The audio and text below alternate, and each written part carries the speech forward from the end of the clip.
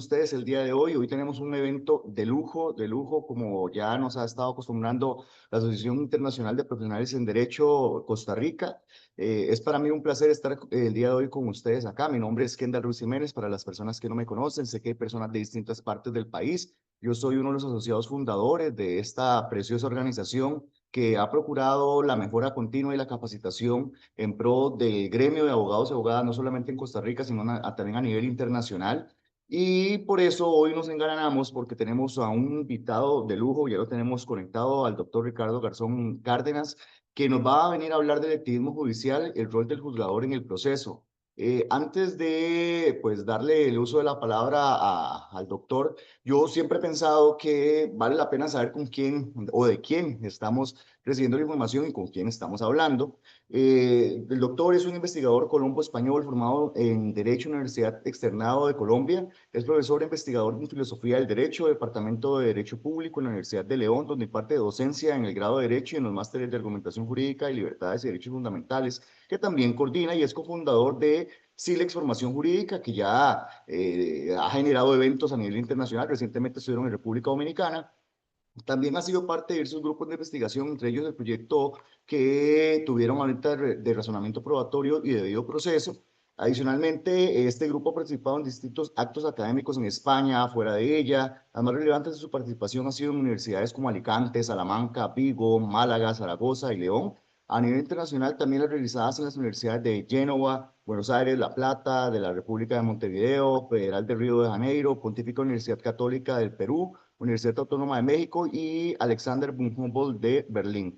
También tiene publicaciones, de hecho, pues tiene varias publicaciones de gran interés a nivel pues internacional. El discurso de la igualdad, las acciones de formación del género femenino en Colombia, en la revista del Derecho del Estado Universidad Externada de Colombia, Valores Morales y Positivismo Jurídico, en la revista Nuevos Paradigmas de las Ciencias Sociales Latinoamericanas, el Derecho al Agua en la Jurisprudencia de la Corte Constitucional Colombiana, que fue editada de hecho por Book Publishing, y la subfunción de Alexi y la pregunta por la racionalidad de la ponderación en la revista del posgrado de Derecho de UNAM, Igualdad, Ponderación y Falso Progresismo y con coordinación de Juan Antonio García Amado, que es uno de los maestros de la Academia Silex, en conflicto del derecho. También tenemos que mencionar que el 12 de junio del año 2025 sustenta su tesis de igualdad como forma, estructura y función del principio de igualdad en la argumentación jurídica.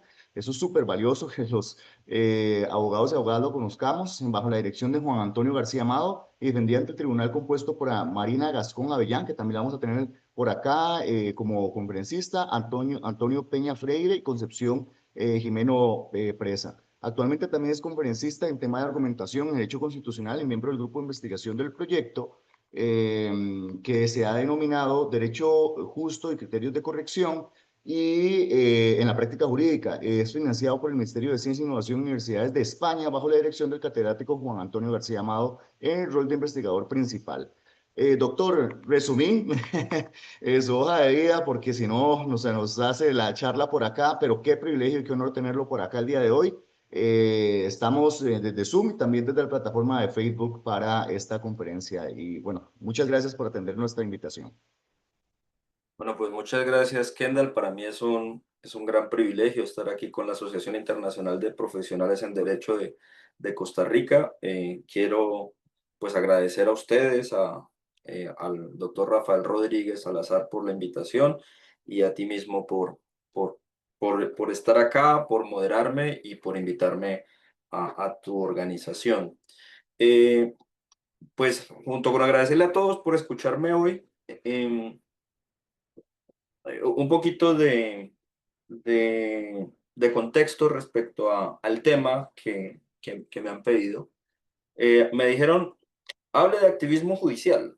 Y entonces esto de hable de activismo judicial creo que se debe a un libro que publicamos de un debate, pues creo que interesante, que se presentó con Manuel Atienza, en el cual Manuel Atienza pues había publicado un texto llamado Siete tesis sobre el activismo judicial y, y pues digamos que una iniciativa de la editorial Palestra de hacerle un homenaje merecidísimo, por supuesto, al profesor Atienza, pues empezó a organizar una serie de debates, de publicaciones respecto a ciertos temas, y pues yo tuve la fortuna de que me llamaron de esa editorial a decirme, bueno, pues queremos que sea usted el que haga la crítica a este aspecto del activismo judicial. Hice la crítica, el libro ha tenido bastante aceptación, entonces yo creo que algo tiene que ver, digamos, lo bien que salió el libro y obviamente el prestigio de Manuel Atienza para que me hubiesen pedido hablar de activismo judicial. Y luego me le pusieron activismo judicial y proceso. Entonces ahí sí me plantearon un problema bien, bien grande. ¿Y por qué? Y yo creo que a medida que voy contando la anécdota podemos ir entrando en materia. Porque generalmente la noción de activismo judicial no se plantea tanto a la hora de hablar del proceso, o sea, digamos, de los pasos necesarios para llegar a una decisión judicial, sino que generalmente se ubica es en el marco de la decisión judicial misma. O sea, es decir, las actitudes activistas de los jueces o los fallos activistas eh, siempre están relacionados con decisiones de fondo, o sea, por lo tanto, no de cuestiones estrictamente procesales. Entonces, ya puesto el título a la conferencia, me puse a pensar si se puede hablar realmente de un activismo judicial en materia procesal. Y creo que si bien sí se podría hablar, estas discusiones empiezan a subsumir por otros debates que creo, digamos, más ricos, más complejos, que tiene que ver básicamente con los debates que en materia procesal se presentan sobre todo entre, llamémoslo, garantistas y lo que llama García Amado veritativistas, ¿no? O sea, aquellas concepciones en las cuales lo que es primordial en el proceso es la consecución de la verdad, y aquellos que consideran que lo primordial en el proceso es el respeto a las garantías, ¿no? Entonces, como eso yo creo que está bastante desarrollado, eh, creo que hay una parte donde se puede hacer un aporte quizás más interesante, y es ver qué es lo que le falta precisamente a la práctica judicial para que no pueda, o sea, para que pueda salvarse de la etiqueta de activista. ¿No? Entonces, pues para ello, obviamente necesito hablar un poquito de qué es activismo, cuál es el debate que se ha presentado sobre el activismo, cuál es digamos, la postura que modestamente yo tengo sobre ese tema, y luego cuál podría ser la solución a ese problema del activismo. Entonces, le repito, primero vamos a ver qué es activismo, luego cuáles críticas se le pueden hacer al activismo y luego cuáles son, digamos, el manejo, las recetas, si cabe la expresión, para el manejo del activismo. Bueno, miren, el activismo judicial es un fenómeno del que cada vez se está hablando más. No es un término ni es un tipo de preocupación que hubiese caracterizado particularmente nuestro derecho, digamos, de tradición continental, eh, contando ahí a Latinoamérica, por supuesto, eh, sino que viene de los Estados Unidos. Eh, esta cuestión del activismo, o sea, un juez activista, era visto inicialmente como un juez que se salía de su papel. O sea, que el juez, obviamente en todas las culturas jurídicas, el juez tiene una serie de reglas, tiene reglas que organizan su competencia, que establecen cuál es el marco decisional que tiene, y el juez activista era alguien que se salía de eso. Entonces, sale de este contexto puramente anglosajón y empieza a suceder que hay algunos juristas que usan el término activista como algo positivo. Esa es una de las primeras cuestiones que plantea Manuel Atienza, creo yo de manera muy acertada, en el sentido de hay un primer problema de definición en el activismo judicial, en el sentido de que hay culturas en las cuales esto se ve como algo peyorativo, entiéndase la cultura norteamericana, y otras culturas en las cuales se ve como algo positivo, ¿sí? Y resalta Manuel Atienza, repito, creo que también con razón, que en Latinoamérica se suele utilizar con connotaciones positivas la noción de activismo, ¿sí? Entonces, de hecho, yo no sé si quienes escogieron la etiqueta de activismo judicial, el rol del juez, tal vez estaban pensando en que yo soy alguien que considero que es bueno que un juez sea activista, ¿no? Entonces, para aclarar esa cuestión es por donde tenemos que empezar. ¿Qué es un juez activista para alguien con la autoridad académica de Manuel Atienza? Un juez activista es alguien que, sobre pretexto de alcanzar una decisión justa, se salta los límites del derecho. ¿Sí? Eso es un juez activista. Entonces, les repito, es saltarse los límites del derecho sobre pretexto de una decisión justa. Para Manuel Atienza eso es malo, para mí también. ¿Y por qué es malo? Pues porque obviamente la profesión del juez está arreglada y no solamente eso, sino que el juez trabaja con un material. Ese material son las normas y esas normas con las que trabaja el juez condicionan su trabajo. O sea, es decir, el juez tiene unas herramientas y unos instrumentos, pero esos instrumentos son forzosos. O sea, el juez no puede establecer si quiere o no quiere usar esas herramientas. Pues bien, el principal la principal característica del activismo es saltarse el derecho. En ese sentido, pues sí, el activismo es algo malo, pero Manuel Atienza mapea de una manera también creo que correcta la actitud eh, ideológica contraria en, en la actividad de los jueces, que es el formalismo. O sea, el formalismo, a diferencia del activismo, ya no es saltarse el derecho buscando la justicia, sino renunciar a cualquier tipo de decisión justa sobre texto de aplicar las normas.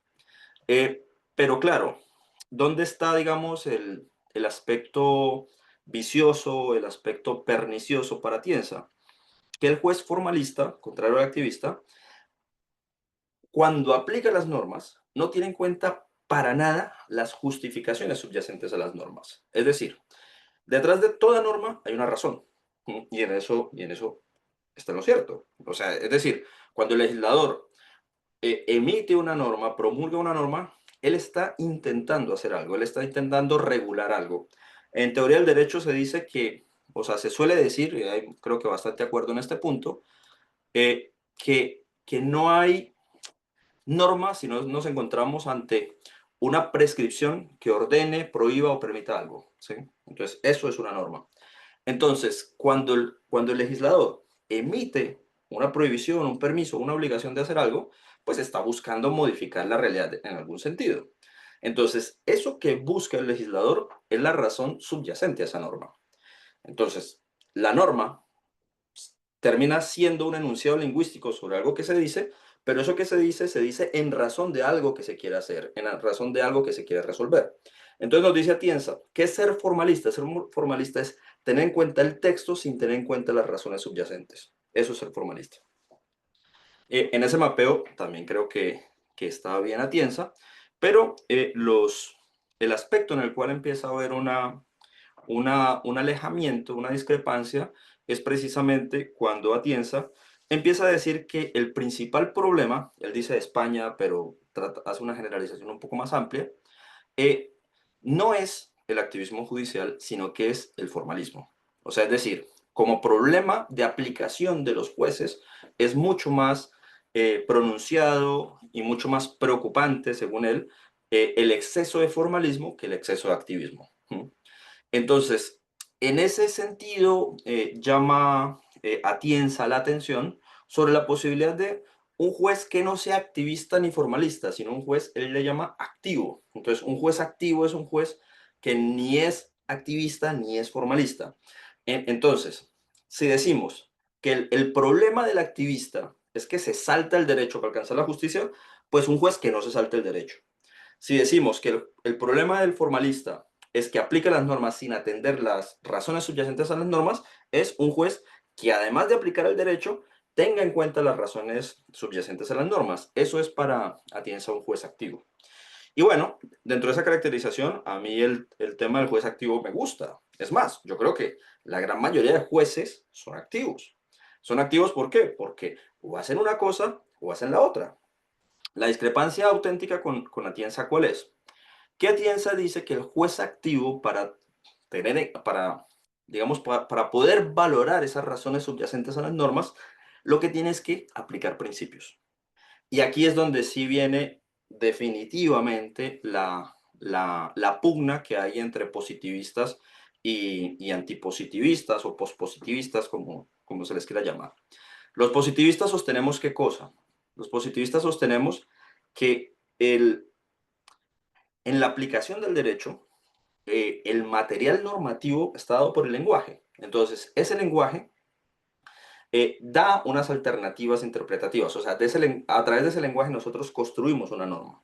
Esa norma, esa interpretación de ese lenguaje, pues puede ser más o menos ambiguo, puede ser puede llevar a problemas de vaguedad, y los problemas de aplicación del derecho tienen que ver con los problemas del lenguaje en el cual está expresado el derecho. Eso es lo que decimos los positivistas. Pero sea una cosa o la otra, lo que surge de acá son normas. Son normas, o sea, es decir, normas entendidas como qué, como un tipo de disposición que dice qué hacer en qué situaciones. ¿Qué hacer en qué situaciones? O sea, qué hacer es una consecuencia jurídica, en qué situaciones es lo que llamamos supuesto hecho. Por eso, generalmente se dice que una norma es un supuesto hecho más una consecuencia jurídica. Bueno, los positivistas decimos, el lenguaje, que es con el que construimos las normas, da lugar precisamente a un supuesto hecho, una consecuencia jurídica. Esos son normas. Y por eso les decía yo ahora un rato, lo que hacen las normas es prohibir, permitir u obligar a una conducta. Bueno, pero Atienza y los moralistas, le llama García Amado, o los pospositivistas, como le gusta al mismo Atienza llamarse, dicen que no, que el derecho no se agota en eso. El derecho no se agota en la relación entre lenguaje y norma, sino que hay algo adicional que no está directamente vinculado al lenguaje, que son los principios. Entonces, ¿qué son los principios? Bueno, hay muchísimas caracterizaciones de lo que son los principios, pero les pediría que me tuvieran esta definición provisional. Un principio es una norma que no tiene una fuente directa precisamente en el lenguaje, ¿sí? El principio es algo que a veces es implícito, a veces es constitucional, a veces se deriva de un puro nombre, o sea, digan ustedes, dignidad humana. ¿Qué implicación tiene la dignidad humana? Pues sabemos que es importante, pero implicación directa no la tiene. O sea, es decir, la consecuencia jurídica no la podemos derivar del lenguaje en el que está expresa la norma, sino que nos toca hacer operaciones conceptuales adicionales. Entonces nos dice Atienza, el juez activo es el juez que aplica reglas, pero también que cuando estas reglas no le alcanzan, aplica principios. Estos principios, el problema que le vemos los positivistas es ¿de dónde los saca usted? O sea, usted, señor juez, que está aplicando principios, ¿de dónde los saca? Ah, yo lo saqué de la Constitución. Bueno, ¿de qué parte de la Constitución? ¿De qué artículo de la Constitución? No, no, no, del espíritu de la Constitución. Pues no, o sea, el espíritu no es fuente de nada más que espiritismo. O sea, dígame de dónde lo sacó, porque diciéndome dónde lo sacó, me da a mí la posibilidad de contraargumentar aquella cosa que usted me está diciendo. Entonces, el lenguaje es realmente la única referencia objetiva que nosotros tenemos sobre el derecho.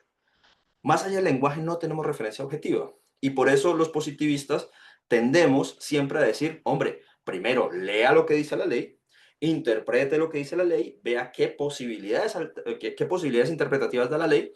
Si esas posibilidades interpretativas resulta que hay unas que no le sirven por muchas razones, pues no la aplique, pero, y aquí es donde viene la cuestión fundamental, justifique. ¿Mm? Justifique. Y claro, dice Atienza que un juez que no atiende las razones subyacentes a las normas es un juez estrecho. Y yo digo un poco en broma que es preferible ese juez estrecho a un juez que no es estrecho. ¿Mm? Pero claro, entiendo y entiendo que posiblemente muchas de las personas que me están escuchando lo estarán pensando, dirán, hombre, pero pero es que hay razones de justicia, hay razones en los casos que nos exigen valorar más allá del derecho, más allá de las normas. Nosotros, los jueces no son autómatas. El derecho no se aplica mecánicamente, a lo que yo le diría a todo que sí, que efectivamente. Porque a esta presentación le hace falta la respuesta. ¿Y es cuál es la respuesta? Es, ¿qué es lo que podemos hacer para que un juez no caiga ni en el formalismo ni en el activismo judicial? Y miren que le he dado vueltas y la respuesta ha terminado volviendo a casa. Lo que le falta es una teoría de la argumentación. ¿Mm? Una teoría de la argumentación que esté operativizada en el trabajo de los juristas. Esto es algo que llevo 2, 3 días hablando acá precisamente en el despacho, en la Universidad de León, en el área de Filosofía del Derecho, con el profesor García Amado y con Marta Cabrera, que es una joven investigadora, pues, digamos, muy brillante, que trabaja con nosotros. Y los tres venimos en estos días quebrándonos la cabeza tratando de resolver un problema que les comparto aquí en caliente. Es cómo, cómo poder establecer una metodología jurídica que sea directamente práctica. ¿Mm? ¿Y por qué les digo a ustedes este problema? Y por eso he citado a García Amado y a Marta Cabrera, porque esto realmente es una idea que ha salido entre cafés, pero creo que tiene mucho futuro y hay una publicación en la que estamos trabajando en la que posiblemente salga esto, y es, miren, Manuel Atienza, cuando ve un problema de aplicación del derecho, nos dice, esto se resuelve con ponderación. ¿Mm? Entonces, los positivistas solemos criticar ese modelo. Aquí no me podré extender mucho de por qué lo criticamos, pero lo solemos criticar. ¿Por qué? Porque decimos, mire, primero que todo, los principios que usted pondera no son intersubjetivos. O sea, hay un par de principios que usted se está inventando. Entonces, está inventando un principio bueno y un principio malo, un principio duro y un principio flojo, un principio pesado y un principio liviano. Entonces, eso no me convence. Pero además, lo que tampoco me convence es la técnica que usted utiliza para, para aplicar esos principios, que es un pesaje, ¿sí? Entonces, la ponderación es eso, pesar entre principios. Bueno, no me convence.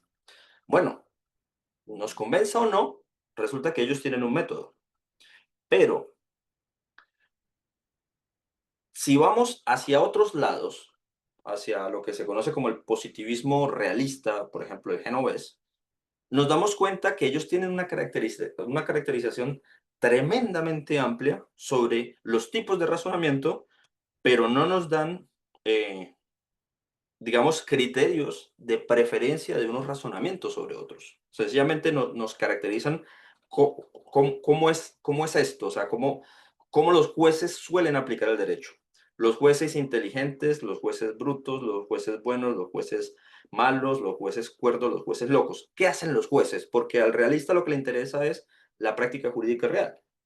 Y en la mitad ensanduchados quedamos los positivistas normativistas, que tenemos que, para no ser realistas, encontrar un recetario de cómo hacer las cosas, pero que ese recetario no apele a esencias metafísicas que no sean intersubjetivas, como sucede con el moralismo. Entonces, un poco de eso, un poco, eso es lo que nos está faltando y eso es lo que más o menos se puede organizar y creemos que se puede organizar. Eh, entonces, ¿qué es lo primero que necesitaríamos, creo yo, para, para empezar a plantear una teoría de la argumentación que se convierta en una guía para el trabajo práctico? Lo primero que tenemos que establecer es ponernos de acuerdo sobre algunos aspectos sustanciales. El primer aspecto sustancial sobre el que habría que ponerse es algo sobre lo que han insistido muchísimos teóricos de, digamos, del derecho, pero que también han trabajado aspectos de teoría democrática, como Bobbio, como Kelsen, como Ferrajoli, en el sentido de, mire, realmente uno puede caracterizar de manera general el derecho, pero hay ciertas formas de derecho que son, llamemos, coherentes con la democracia. Entonces, ¿cuál es, digamos, el más coherente con la democracia? Pues el Estado de Derecho. O sea, una forma de concebir los ordenamientos jurídicos en los cuales haya ciertas características en la operación de ese sistema que permitan cosas como qué, como la generalidad de las leyes. Es decir, que haya un legislador que emita leyes generales. Dos, la imparcialidad de los jueces. Que haya unos jueces que apliquen esas normas generales sin ningún condicionamiento externo, sino su conocimiento a partir del derecho que existe.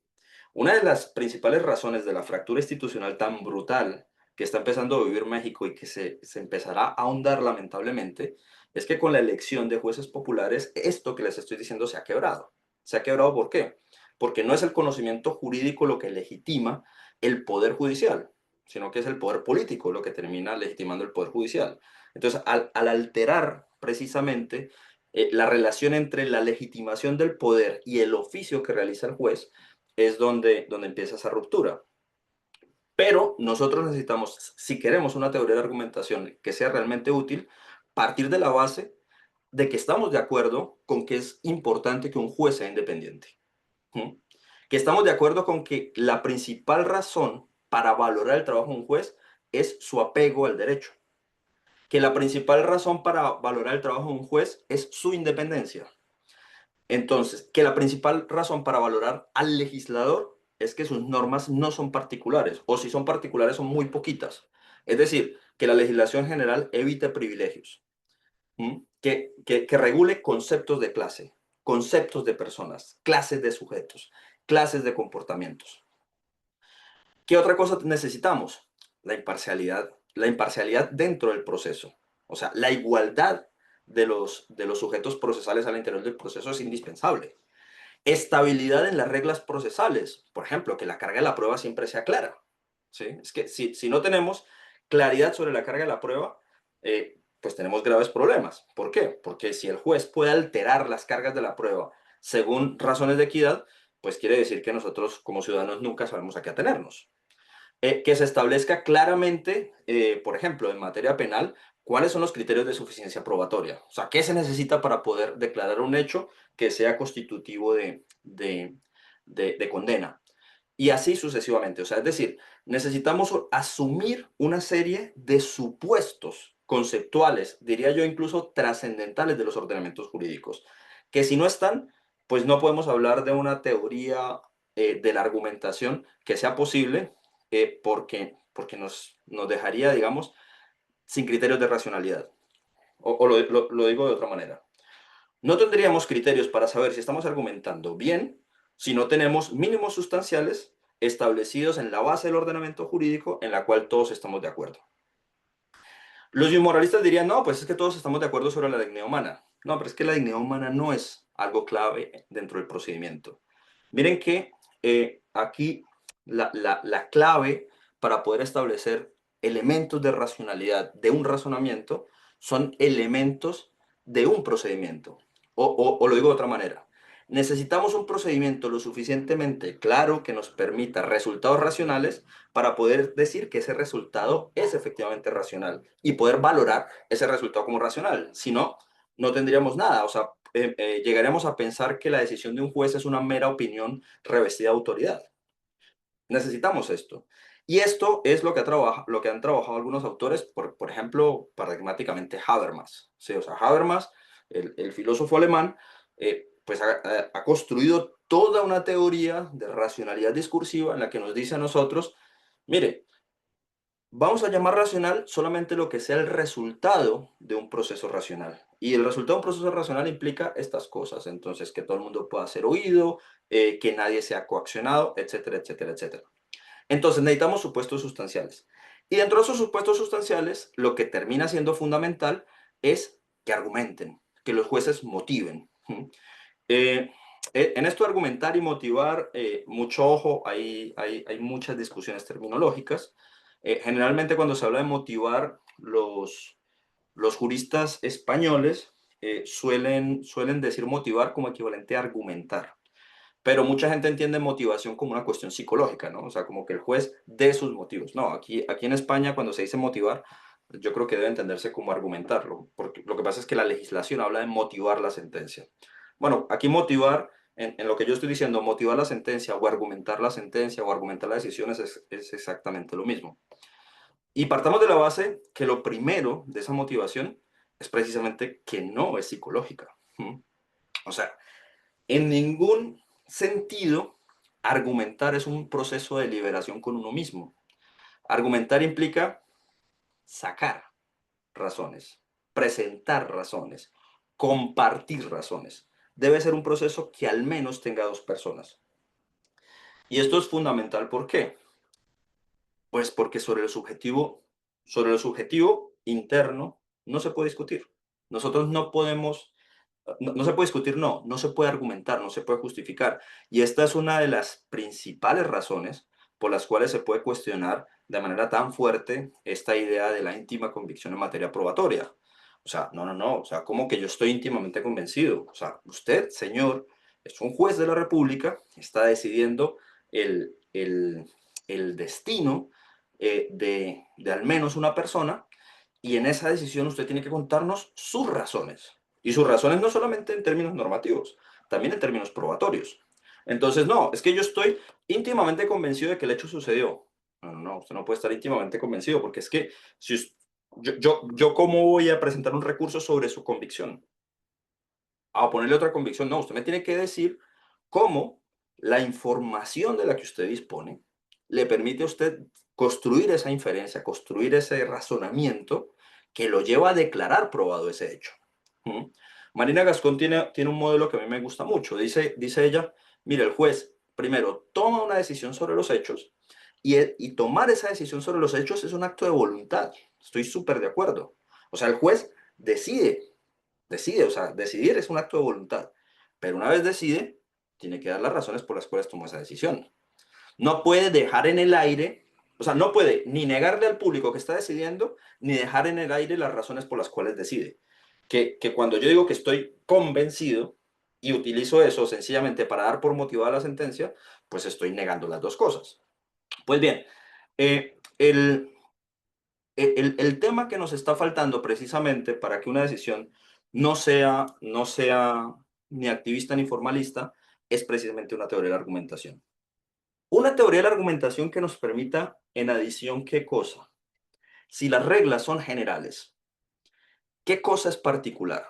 Lo que es particular es el análisis que hace el juez sobre la ocurrencia del hecho. Eso es lo particular. El análisis que hace el juez sobre la aplicación de una norma. Pero lo que no puede ser particular, ojo, es la norma.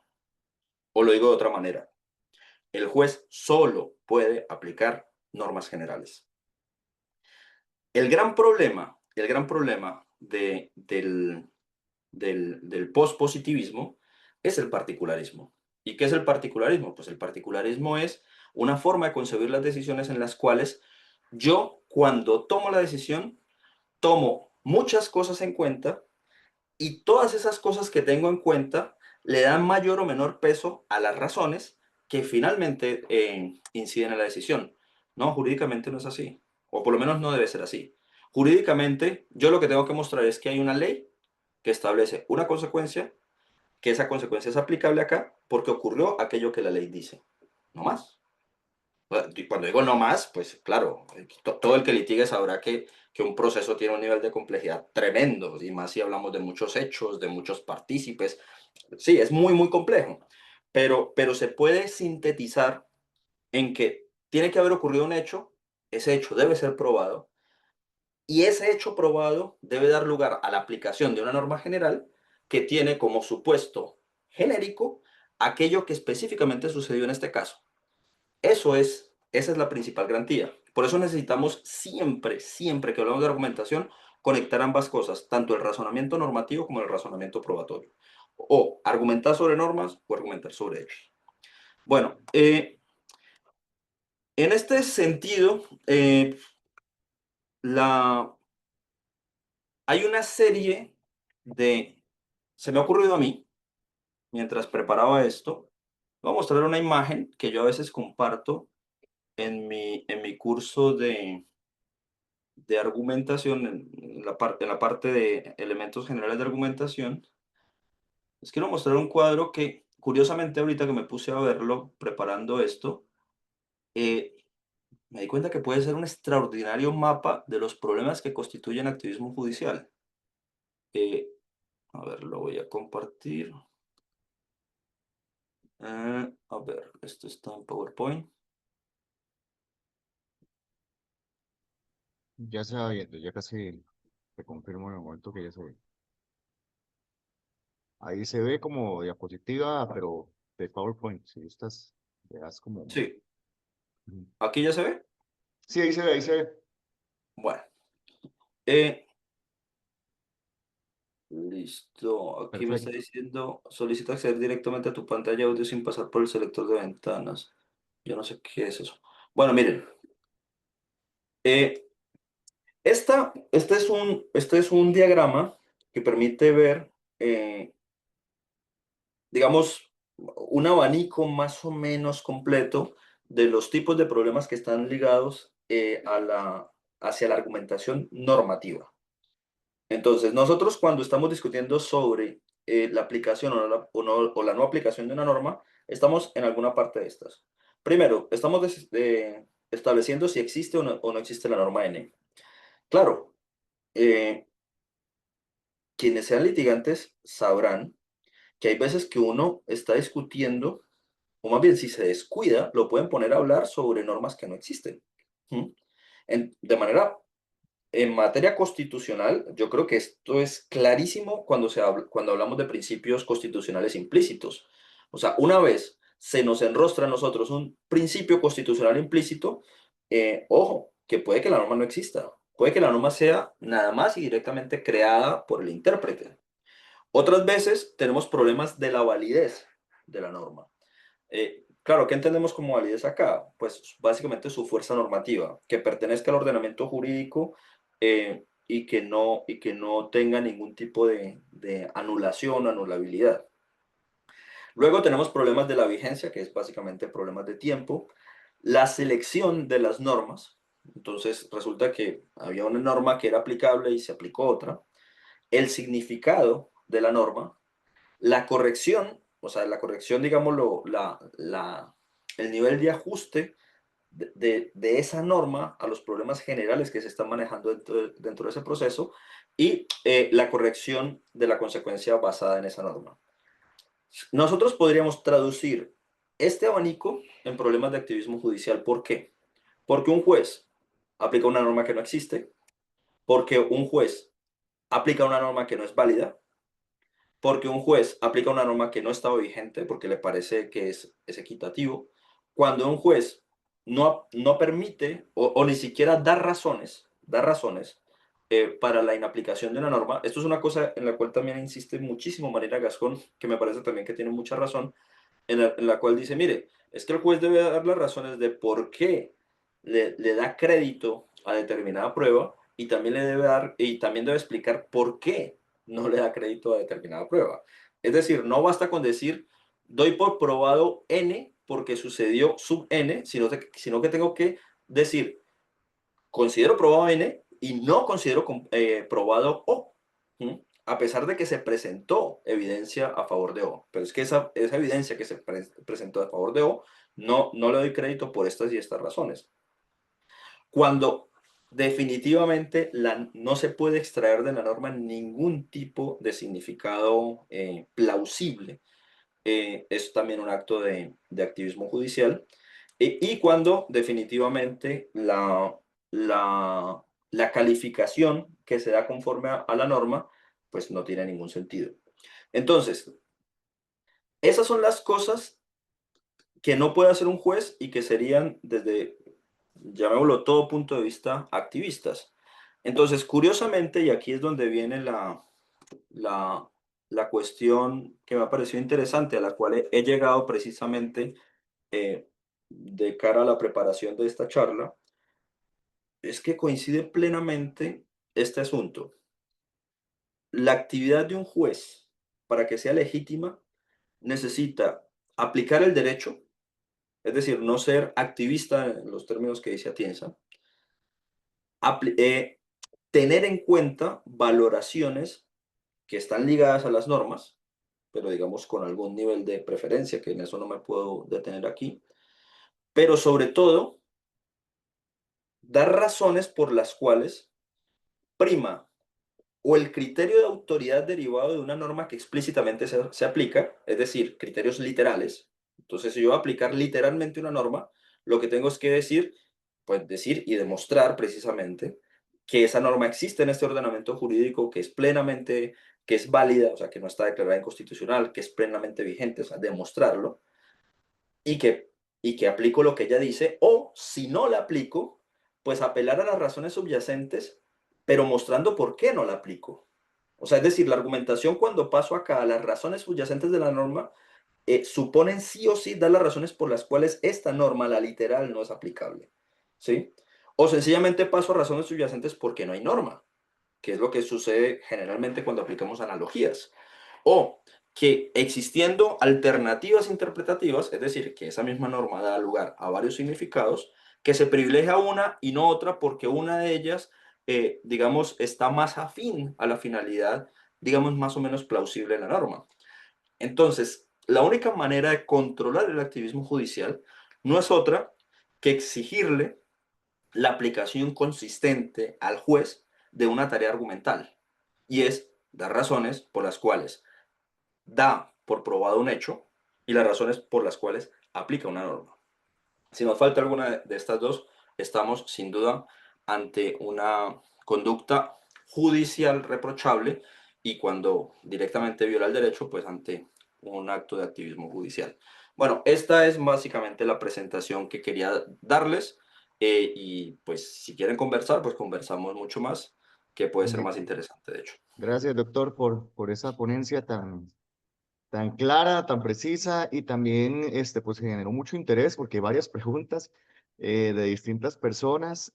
Voy a arrancar por una que me voy a tomar el atrevimiento de hacerla yo, esta es mía, porque nosotros tenemos dos temas que yo sé que no es ajeno a otros países, donde hay jueces, como bien lo mencionabas en la ponencia, que se apegan a la literalidad de la norma, no se razona y luego lo que dicen es, se resuelve conforme a derecho. Y ya, no sustentan ni nada y nada más conforme a derecho. Y luego tenemos los otros que se da como un exceso de activismo y entonces empiezan a interpretar y a justificar sus resoluciones para algunos, porque así lo interpretan y no es como una mala intención, pero así lo interpretan. Y otros que lo hacen más de una manera figurativa, o sea, que para que se vea que hay una sentencia sin precedentes y que sale con estos términos, ¿verdad?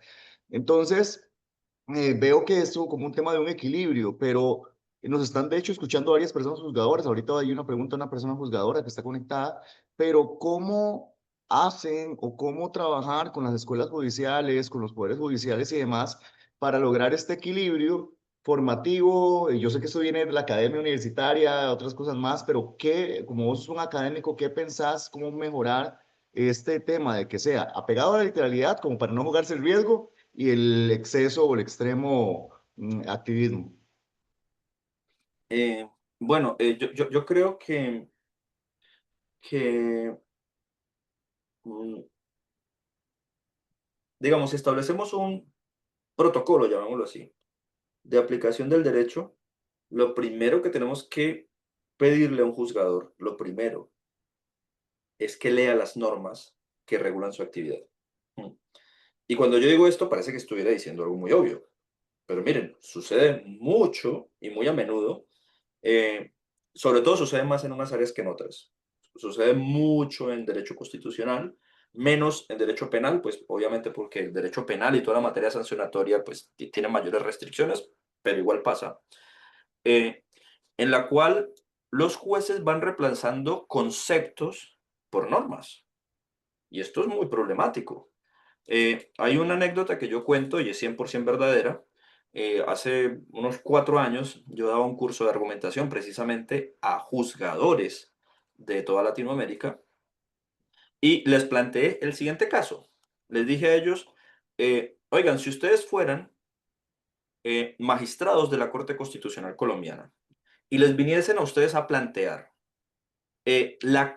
si es constitucional o no una cuota del 30% de mujeres, o sea, una cuota mínima de 30% de mujeres en toda la administración pública, ¿ustedes lo considerarían constitucional o inconstitucional?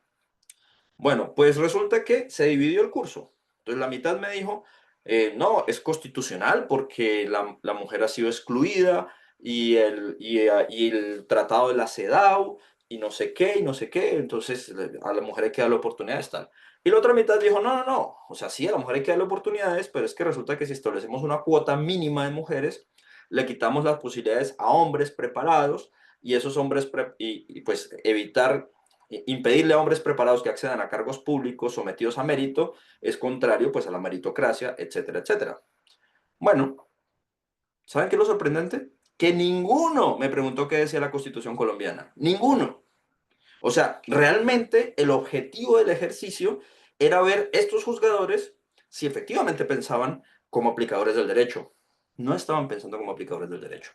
Les hice una pregunta de derecho constitucional y lo primero que hicieron fue pensar si a ellos les parecía bueno, si les parecía justo esa cuota. Pero lo primero que ellos tenían que hacer realmente era preguntarme, y ojo, también había jueces colombianos. ¿Mm?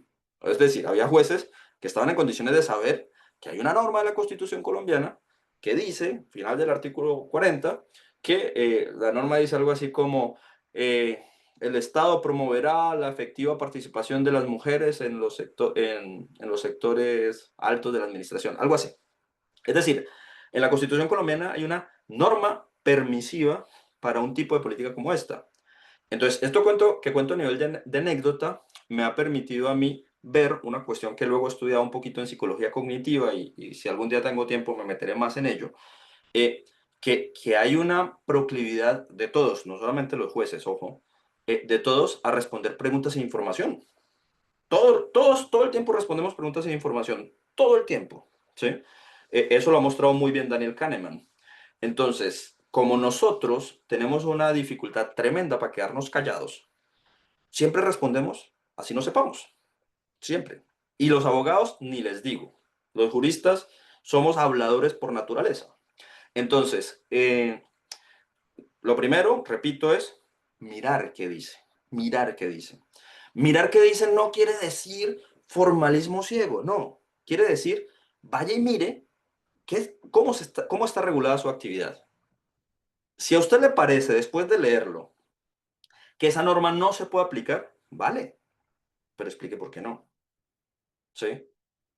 Pero resulta que usted puede leerla y dice, bueno, esta norma es aplicable en este sentido. Ah, bueno, ¿hay otro sentido en el cual es aplicable? Sí, hay otro sentido. Bueno, entonces usted va a decir que esta norma que usted va a aplicar tiene este sentido y tiene este otro. Usted no va a aplicar este por estas y estas razones y sí va a aplicar este por estas y otras razones. ¿Sí?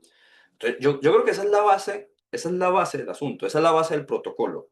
Luego esto se vuelve más complejo, que es lo que enseñamos los profesores de argumentación, ¿no? Hay que mirar las razones subyacentes, el fin de la norma, construir analogías, distinguir entre argumentos interpretativos y argumentos creativos. Digamos, eso es más complejo, pero el inicio es este, ¿sí?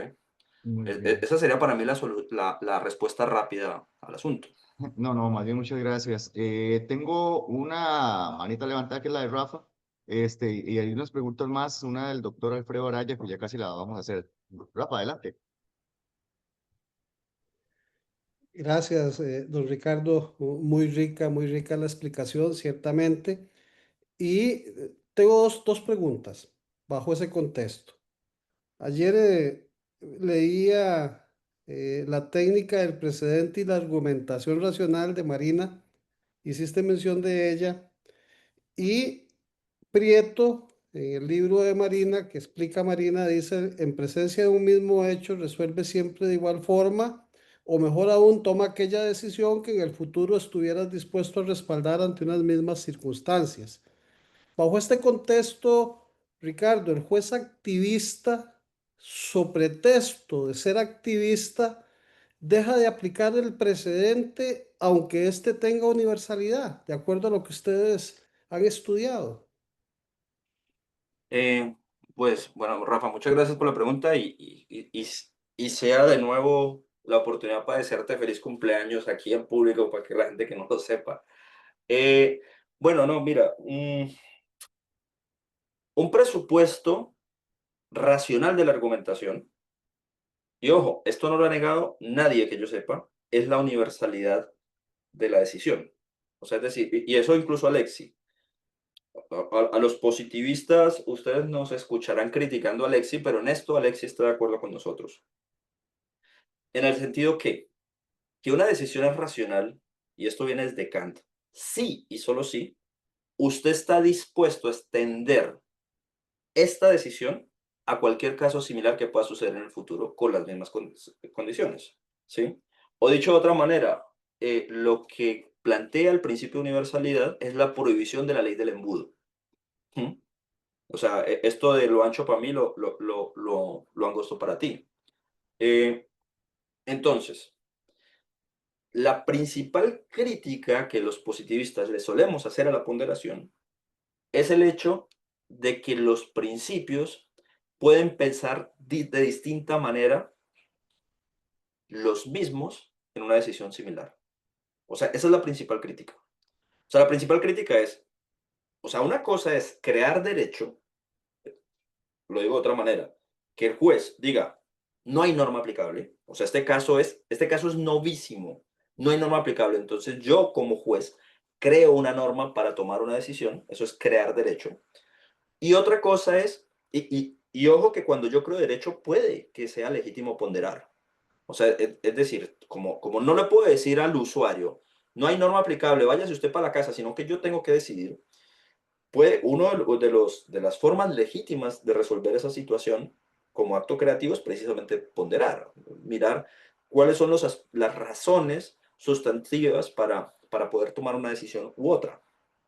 Pero la ponderación de Alexi, la ponderación de Atienza tiene el siguiente problema, que los mismos principios, piensen ustedes, libertad de expresión y derecho al buen nombre, los mismos principios pueden tener pesos distintos en casos similares. Eso nos impide universalizar. ¿Mm? ¿Por qué? Porque si el día de mañana tenemos un conflicto similar, el juez puede decir, no, pues que en este momento el peso fue distinto. ¿Mm? Y aquí es donde Marina Gascón, creo yo, de manera muy aterrizada, o sea, Marina Gascón es de esas personas que de yo escucharla nunca he encontrado algo en lo que esté de desacuerdo. Entonces, eso habla mucho de su inteligencia, no necesariamente la mía, pero es que nunca le he encontrado algo que yo le pueda cuestionar, decir. Entonces, dice Marina Gascón, es que esa es la importancia del precedente. O sea, la importancia del precedente, ¿cuál es? Pues la igualdad sustancial. O sea, sobre todo la igualdad sustancial ante la ley. Señor juez, si usted viene aplicando de manera sistemática una solución jurídica para este tipo de casos, aplíqueme la misma. Porque es que si no me aplica la misma, ¿yo qué es lo que voy a sospechar? Que hay un acto de discriminación contra mí. Entonces, si no hay lugar a aplicarme a mí la misma decisión, justifique por qué no aplica la misma decisión. En ese sentido, el precedente exige una carga argumental adicional. Si usted viene aplicando de manera consistente estas normas en este tipo de casos y este caso es similar a los anteriores, no le digo que no tome una decisión distinta, pero justifique por qué este caso es distinto del resto. No solamente me va a interpretar la norma, porque eso ya lo he hecho otras veces. Además de interpretar la norma, dígame las razones por las cuales este caso es distinto. Entonces, lo que está diciendo aquí Marina Gascón con la técnica del precedente es que es la única manera de asegurar la universalidad de las decisiones. Estoy totalmente de acuerdo. Y el activismo, por naturaleza, no es universalista. ¿Por qué? Porque el activismo se salta la norma general. Mientras que la aplicación universalista del derecho lo que hace es ir aplicando de manera consistente el derecho a determinados casos y cuando aparezca un caso sin norma, crear una subnorma que se aplique para ese tipo específico de casos, para ese subconjunto de casos. Entonces, el ordenamiento jurídico va creciendo, el ordenamiento jurídico es dinámico, entonces tenemos una serie de soluciones normativas generales y unos casos más especiales dentro de estas soluciones que tienen una solución jurídica, pero también universalizable. ¿Por qué? Porque todo caso que se parezca a este tendrá que tener aplicable la misma norma, por eso es universalista. Entonces yo puedo tener una concepción universalista de la aplicación del derecho asumiendo la posibilidad de creación de normas en situaciones en las cuales no las hay. ¿Mm? Por eso es que yo creo que Marina Gascón tiene toda la razón en que la única manera de garantizar el principio de universalidad en la argumentación jurídica es con la técnica del precedente. ¿Mm? No sé si te contesté, Gracias. Rafa, exactamente la pregunta. Gracias, doctor. Creo que tenemos otras preguntitas más. Voy a filtrar algunas. El doctor Alfredo Araya hace un comentario que viene también revestido de pregunta. Dice primero, uno de los grandes temas es el rol de las altas cortes, la predecibilidad y la predictibilidad. En Costa Rica el 94% sigue declarando inadmisibles las casaciones por temas a veces de forma, ¿verdad? Y básicamente, y a veces también en el fondo, así, lo rechazan. Y básicamente los tribunales de apelación son los que fijan la jurisprudencia nacional. Luego nos plantea la pregunta, ¿qué opina el expositor sobre la valoración probatoria en materia de delitos sexuales? Si se estima válido la fijación de un umbral probatorio inferior en virtud de la clandestinidad y minoría de edad de las víctimas. Uf, qué temita.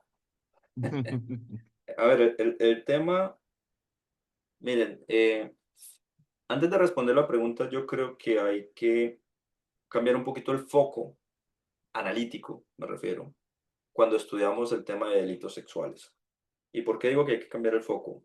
Porque yo creo que no hay que mirar tanto el tema de que sea un delito sexual, sino la, llamémoslo así, la fenomenología de ese caso en términos jurídicos. O sea, ese tipo de caso, epistémicamente, ¿qué tiene de distinto del resto de casos? ¿Sí? Y lo que tiene distinto, casi siempre, es un fenómeno que es el testigo único. ¿Mm? O sea, yo creo que por ahí tiene que ir la clave. O lo digo de otra manera, lo que hace especialmente problemáticos los delitos de naturaleza sexual en materia probatoria no es que sean delitos sexuales, es que son delitos que generalmente son delitos con testigo único, que es la víctima, ¿sí? Y cuando digo que es la víctima, corrijo, que es la presunta víctima. Porque el otro problema que tenemos a la hora de evaluar el problema del testimonio único es llamarle el testimonio de la víctima. Es que si le llamamos el testimonio de la víctima, tenemos un problema que en lingüística se llama una contradicción pragmática. Y es, no podemos quitarle la condición delictiva a la acción que estamos juzgando, mientras llamemos víctima a aquella persona que está afirmando haber sufrido el delito. Esto de ninguna manera implica desconocer la gravedad de los delitos sexuales y la importancia que tienen, pero epistémicamente nos obliga a nosotros, para mantener algún tipo de imparcialidad mínima dentro del proceso, es a evaluar como fundamentales las variables epistémicas de los delitos ligadas a la delincuencia sexual, que tienen una condición generalmente de testimonio único, ¿sí? Entonces la pregunta es, ¿cómo valoramos el testimonio único? Sea para delitos sexuales o para otro tipo de delitos. ¿Mm? ¿Por qué? Porque es que si dejamos el foco en la condición del delito sexual, pueden aparecer muchísimos sesgos cognitivos, sobre todo sesgos de confirmación. Sesgos de confirmación que pueden incluso arrastrar a los mismos medios periféricos de comprobación del testimonio único. Hay unos casos, pues hay muchos casos, en los cuales se ha mostrado que, que una vez asumimos la condición de víctima de entrada precisamente del testigo único, de la testigo único, todo hay que decirlo porque generalmente son mujeres, eh, tenemos un problema epistémico muy, muy complicado. O sea, es decir, podemos encontrar muchas razones para decir esto no pasó, pero entonces, ¿qué hacemos? Le estamos despojando su condición de víctima. Y eso en términos de política criminal es muy complicado, porque piensen ustedes que en el caso, por ejemplo, de España, con la ley del sí es sí, pues estamos asumiendo que, prácticamente que la carga de la prueba se está invirtiendo. Entonces, no sé exactamente cuál es el problema que haya en Costa Rica, pero creo que sí hay un problema global. El problema global es que necesitamos mecanismos racionales, y digo racionales que sean intersubjetivos, para poder evaluar, o para, sí, para poder evaluar la credibilidad y la fiabilidad de un testimonio. Y sin revictimizar, pero claro, es que necesitamos eso, porque si eso no está, pues basta la acusación. O sea, realmente es terrible que si viene alguien y me acusa a mí de haberla agredido sexualmente, una mujer, y pues ¿qué hago yo? O sea, es que lo único, ¿saben qué es lo único que me queda? La coartada. O sea, poder Sí. demostrar que era objetivamente imposible que yo estuviera en el lugar que ella decía. De resto no me queda absolutamente nada. Entonces, yo creo que sí, o sea, hay que seguirle dando la importancia que tiene combatir la delincuencia sexual, pero en materia de garantías procesales hay que tener un extraordinario cuidado y valorar lo que hay de especial en este tipo de delitos, que creo yo que es el testimonio único. Mm. Sí, claro. y tal más vez por la para meter connotación la pata de ahí un cómo se da. poquitito, Ujú, Kendall, ¿Qué? eh, precisamente, Ricardo, lo que tenemos en Costa Rica es el problema de que ciertamente el testimonio único de víctima o la persona que se dice víctima en Costa Rica ha tenido una situación muy particular porque tenemos resoluciones de los tribunales de apelación que gracias a Dios ya están variando esa posición y de la Sala Tercera, que es el ente superior, que han generado jurisprudencia que dice que el testimonio creíble de la víctima es suficiente para condenar, sin establecer ese umbral probatorio, que fue lo que nos comentaba perfecto Andrés en Punta Cana, en la última sesión que tuvimos, de la necesidad de esa suficiencia probatoria o no, de que no solamente tener el testimonio, sino que hay que tener un ejercicio de corroboración, que es lo que no hacemos precisamente en muchas ocasiones en Costa Rica, en este tipo de situaciones. Solamente Claro, para que Rafa. estés un poquitito enterado sobre eso. O a qué llamamos creíble. Porque claro, o sea, si basta el testimonio creíble, o sea, ¿a qué llamamos creíble? Es que miren que creíble acá es un adjetivo con un poder brutal. Es que creíble es la diferencia entre la absolución y no sé cuántos años de prisión, 30, 40 años de prisión. O sea, es que sea creíble o no sea creíble es algo que hay que sustanciar. O sea, es decir, no le podemos dar al juez el poder de que diga, pues yo le creo. No, ¿por qué? Es que detrás de ese por qué, y aquí es donde vuelvo con lo de la necesidad de una teoría de la argumentación, o sea, porque es que usted me tiene que dar las razones de esa credibilidad. O sea, mire, hubo un caso que yo estudié con algo de detenimiento acá en España, que se conoció como el caso de la Arandina. El caso de la Arandina se llama la Arandina porque los procesados eran los jugadores de fútbol de un club llamado la Arandina. Fue un caso muy complejo, era un caso en el cual se trataba de una menor, eh, o sea, una menor que estaba por debajo incluso de la edad de consentimiento sexual. O sea, entonces, pues básicamente ella lo que dice es, pues esta gente abusó de mí, pero cuando se mira la sentencia, hay cosas que a uno, la sentencia de primera instancia, hay cosas que a uno primero le chocan porque establecieron esto es una cuestión dogmática, pero establecieron un concurso homogéneo en el cual cada uno era partícipe del delito de los otros, entonces tenía su propio delito y la participación por los otros. Entonces las condenas fueron de 38 años de prisión. ¿Y cuál fue la conducta, digamos, más o menos probada? Y digo más o menos probada porque no hubo objeción, entonces podemos decir que probada. Sencillamente, ella va a la casa de ellos, o sea, van a grabar un video musical. Ellos, antes de llegar a su casa, han quedado en un bar. Uno de los acusados va, la recogen en ese bar, van a su casa. Ella dice que va un momento al baño y cuando ella regresa, ellos están desnudos. Entonces la ponen de rodillas a ella que les haga felaciones. Ella luego se va al baño, pues a expulsar el semen que le habían dejado en la boca. Y luego tiene relaciones sexuales consentidas con uno de ellos. Ella misma reconoce que son consentidas. Bueno, resulta que la mitad de los testimonios que había allá decían que la habían escuchado a ella decir que la habían violado, que habían abusado de ella. Y la otra mitad de los testimonios decían que no, que era consentido. Y uno dice, bueno, pero ¿cuál es la diferencia? Pues la diferencia es que los que decían que eran consentidos eran todos los testimonios que habían ocurrido antes de que se enterara la mamá. Cuando se entera la mamá, cuando se entera la familia, cambian todos o sea, cambian todos los testimonios de gente que la escuchó a ella decir que la habían violado. Y uno dice, bueno, pero un momento. O sea, ¿cuál es la credibilidad de ese testimonio? De esos testimonios.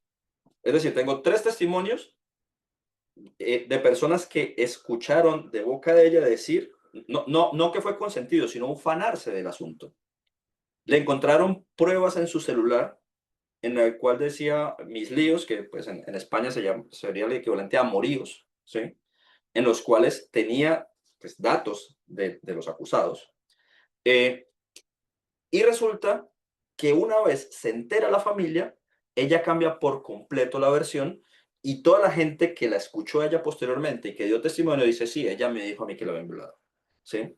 ¿Qué fue lo que dijo? Eso lo manejó o sea, el juez de primera instancia, el tribunal de primera instancia, yo dijo, mire, lo que pasa es que ella era muy inmadura y porque era inmadura, se ufanaba de lo que ella había sufrido con violencia.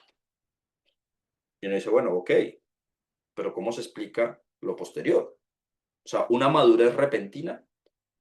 Entonces, finalmente esas condenas se ajustaron muchísimo porque obviamente se había un delito que tenía que ver básicamente con el acto sexual abusivo, no con la violación, les quitaron la violación. Pero lo que quiero mostrar con esto es que había aquí una cantidad de elementos periféricos que permitían poner en duda la credibilidad del testimonio único. O sea, es que en este caso era el testimonio de ella y el resto eran testimonios de lo que ella había dicho. Pero el corazón del asunto era observar precisamente el comportamiento de ella. Eh, si no se evaluaban los elementos periféricos, pues esta gente estaría con 38 años de prisión. Pues se los han bajado. No son buenas personas necesariamente, pero no eran delincuentes de violación. Sí, es el asunto, ¿no? Sí, muchísimas gracias, doctor, por eso. Voy a hacer un par de preguntas más para no robarle tantísimo tiempo. Hay una que nos hace Julio César Ramírez. Dice, ¿cómo podemos imponer los límites del activismo o proactivismo judicial frente a la filosofía de la ciencia y al veritativismo, pero, perdón, veritatismo, realismo, antirrealismo para conocer la verdad o falsedad de enunciados y qué tipo de hechos objetivos pueden ser identificados bajo el esquema del activismo judicial? Bueno, es una pregunta compleja. Yo le diría a Julio César, que lo saludo, que yo creo que es fundamental ponernos de acuerdo para que es un proceso. ¿Mm? Eh, hay un, Hay un autor procesalista argentino muy famoso, que es Alvarado Belloso. Alvarado Belloso dice una cosa que me parece razonable. Y dice él, mire, puede que el objetivo de la prueba sea la verdad, pero no es el objetivo del proceso. ¿Mm? En eso creo que tienen toda la razón. O sea, el objetivo del proceso, ¿cuál es? Es resolver un conflicto de intereses de manera pacífica. O sea, el objetivo del proceso es evitar la guerra, es evitar la violencia, o por lo menos la violencia privada. En ese sentido, considerar que es una condicio sine qua non del proceso a la verdad, creo que es un error. A ver, también es un error considerar que la verdad no es algo que busca la prueba. Es que si no hay verdad, la prueba no tiene sentido. Así la prueba esté sometida a condiciones de incertidumbre. Pero siendo incierta la posibilidad de probar algo, porque puede que nuestros instrumentos de comprensión de la realidad sean limitados, pues hay una verdad que es, llamémoslo así, el ideal epistémico de la consecución de la prueba. Eh, entonces, la primera cosa, creo yo, para responder la pregunta de Julio César es que un proceso judicial no es una investigación científica. No es una investigación científica. O sea, el proceso judicial es un programa, un proceso, una serie de pasos ordenada en el tiempo, sometida a incertidumbre y por lo tanto sometida a riesgos. ¿A riesgos de qué? De error, de equivocación. Nos podemos equivocar. Y precisamente porque nos podemos equivocar es que existen reglas de suficiencia probatoria. ¿Qué tanta información necesita usted para tomar una decisión condenatoria? ¿Qué tanta información necesita usted para darle la razón al demandante? ¿Qué tanta información necesita usted para darle la información al demandado? ¿Eso por qué es necesario? Eso es necesario porque el proceso no puede durar toda la vida. El proceso lo tenemos que cerrar con la información que tengamos. Entonces, de alguna manera nosotros nos ponemos de acuerdo sobre esas reglas en el proceso y nos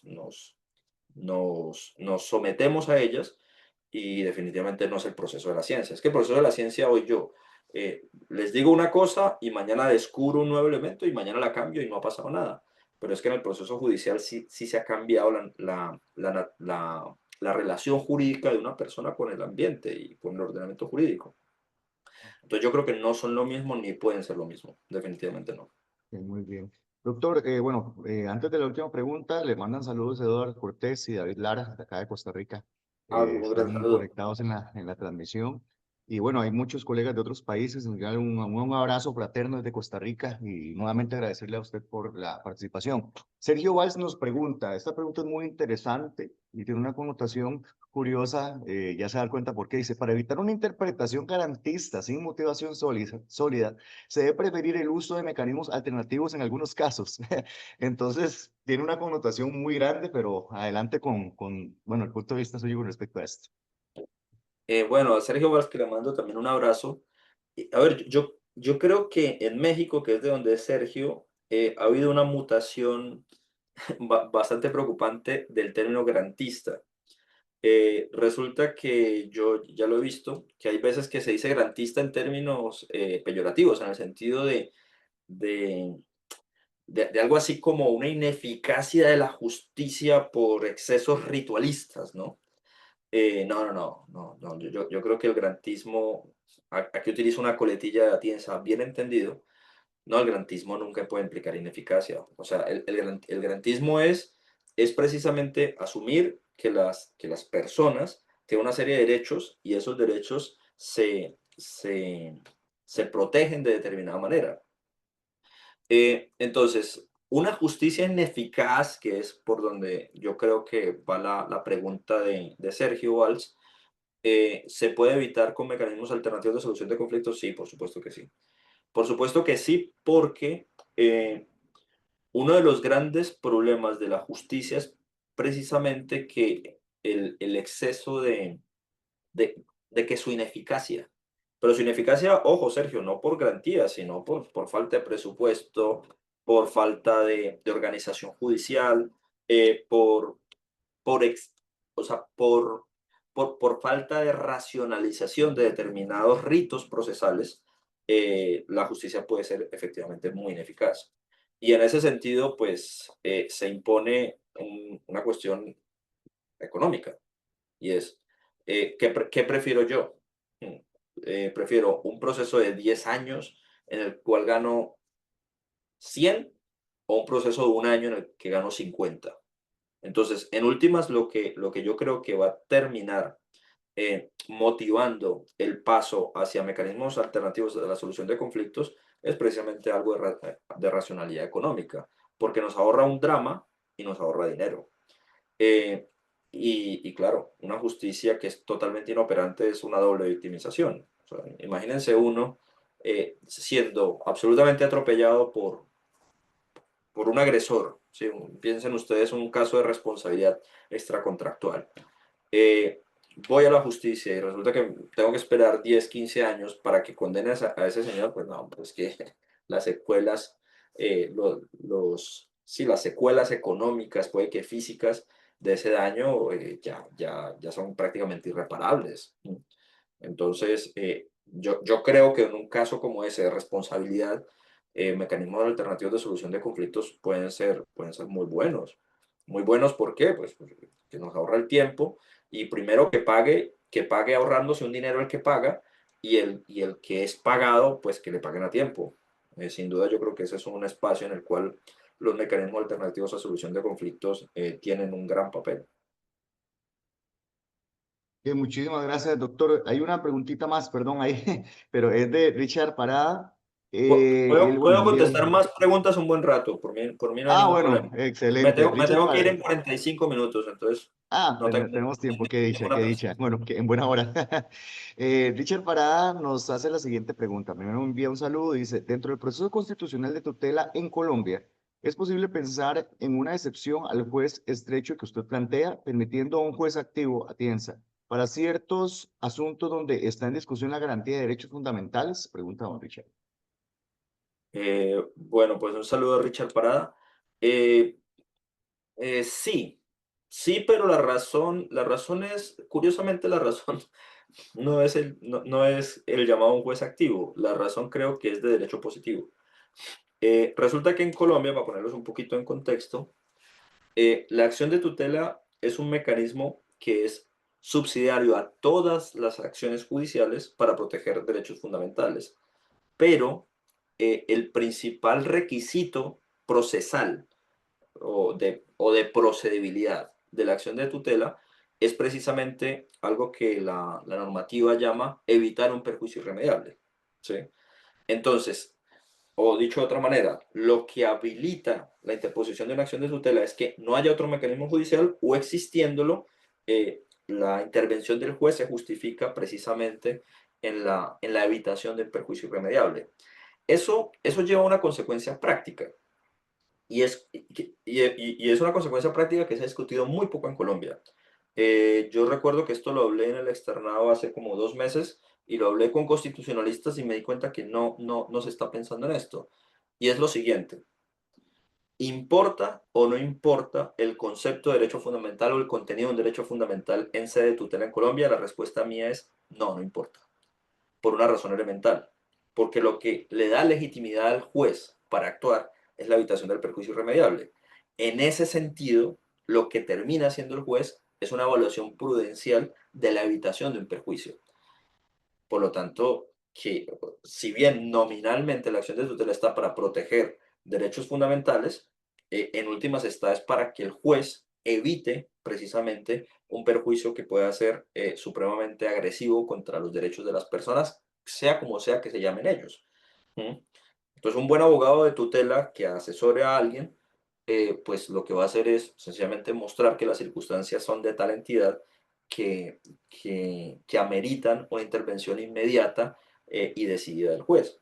En ese sentido, yo no creo que el juez de tutela sea activista. El juez hace lo que el ordenamiento le pide y es que sencillamente decrete la protección de tutela si se da la situación en la cual puede existir un perjuicio irremediable para la persona. Por eso es que la tutela funciona también en temas de salud, porque el perjuicio irremediable es muy fácil de evaluar, que es precisamente cuál, pues la posibilidad de morirse. Entonces, ¿me puedo morir? Entonces el juez dice, pues de una, la protección es ya. Y no importa la definición del concepto de derecho a la salud, no importa si es subsidiario, si es principal, si es de segunda generación, si es prestacional, eso no importa, porque lo que el ordenamiento jurídico le pide al juez es que evalúe la posibilidad de ese riesgo. Eso sería lo que yo contestaría a Richard Parada. Ok, doctor, de momento no tenemos más preguntas, tenemos algunos comentarios, ¿verdad? Dentro de esto que tiene pues muchas aristas, mucha tela que cortar, pues en el tiempo que tenemos no nos va a alcanzar jamás para poder abordar todo esto. Como bien mencionaba Rafael hace un ratito, es muy rico esto, tener esta información de primera mano y con ese estudio académico que hemos recibido el día de hoy. Nuevamente agradecerte el tiempo, la disposición, esperamos tenerte prontamente en Costa Rica. Entiendo que ya Rafael está haciendo sus gestiones propias para hacer un evento acá en Costa Rica, que también, bueno, nosotros también desde la Asociación de Abogados y Abogadas Litigantes vamos a estar apoyando este evento. Entonces, muy bienvenidos a Costa Rica y ojalá prontamente poder ya tenerlos de manera presencial a la Academia Silex y a todos los expertos y expertas que conforman esta organización. Que igual de una vez invitar a todas las personas que en el momento que se ha visto este evento en Costa Rica, que se sumen, ¿verdad? Y que los que están fuera del país, que también vengan para acá y conozcan nuestra bella tierra y los costarricenses, pues que no nos dejen en mal y que llenemos de ese foro. Lo General, otro importante, Rafa, adelante. Yo tengo aquí unos anuncios de los eventos. Si querés, vas mencionando mientras voy proyectando pantalla para los eventos que siguen. sí, solamente invitar, ciertamente don Ricardo Garzón es de la Academia Siles. Yo hoy estoy tratando de decir, soy hecho en Siles y es parte de lo que hay. La Academia Siles es una academia de mucha calidad que nos ha cambiado un contexto a los que hemos participado en los diversos cursos que hemos llevado, ese contexto de cómo se tiene que litigar, cómo se tiene que argumentar, cómo es que tenemos ciertamente que pasar de la teoría a la práctica y eso es lo que la academia nos ha dado. Al igual que nosotros en la Asociación Internacional de Profesionales en Derecho, procuramos que tengamos una buena praxis legal, no solamente desde el ámbito de nuestra aplicación, sino desde los operadores del derecho a nivel judicial. Es importante que conozcan lo que la Academia SILEX también ha venido haciendo a nivel latinoamericano y europeo para los efectos de las capacitaciones que se han estado realizando. Y yo he participado ya en 4 eventos con ellos y créanme que la calidad y el cambio de mentalidad que hemos tenido nos ha permitido poder generar una mejor praxis legal. Muchas gracias, Ricardo, por aceptar la invitación. Muchas gracias, Kendall, por ayudarnos con la moderación y te dejo, ya no los molesto más. Muchas gracias, de Sí, verdad. no, tal vez antes de despedir a Ricardo, para que dé unas palabras de cierre, invitar a las personas a estos eventos que están viendo ustedes en pantalla. Nada más me indica, Rafa, sí se está viendo el evento, ¿cierto? Sí, señor. Bueno, que tenemos a Marco Durante, que va a estar el jueves 18 de septiembre del 2025 a las 6, de 6 a 8. El tema del régimen disciplinario en las relaciones obrero-patronales. También vamos a tener por ahí a el doctor Adrián Torrealba Navas, que se va a referir a casos prácticos de fraude a la hacienda pública. Y bueno, también tenemos de lujo la valoración de la prueba pericial con la doctora Marina Gascón Avellán, ahí la moderación de nuestro presidente de AIPD, Rafael Rodríguez Salazar. Entonces, esta es a las 10 de la mañana, de igual manera como arrancamos el día de hoy, por el tema de la diferencia horaria que tenemos que pues genera ciertos pues, temas que tenemos que adaptarlo al tiempo y demás de los panelistas. Ricardo, palabras finales para despedirse de todas las personas que están en redes y también las personas que han estado Kendall, conectadas. tenemos, se Sí. nos quedó ahí la participación de Jeffrey Mora con valoración racional de la prueba también Ah, a súper. finales del mes. Excelente, excelente. Ahí no tenía el playercillo y no lo subo. Doctor, adelante. No, pues muchas gracias por la invitación. Muy, muy honrado. La verdad, la posibilidad de conversar con amigos juristas de toda Latinoamérica es algo que yo lo considero en lo personal un privilegio. Me da mucho gusto compartir con ustedes. A Rafa, pues le tengo un gran aprecio. A Kendall, pues un nuevo amigo. Y pues a todos los que nos están escuchando, pues agradecerles mucho la atención, la discusión. Creo que todos estos temas son invitaciones a la discusión, no son temas cerrados.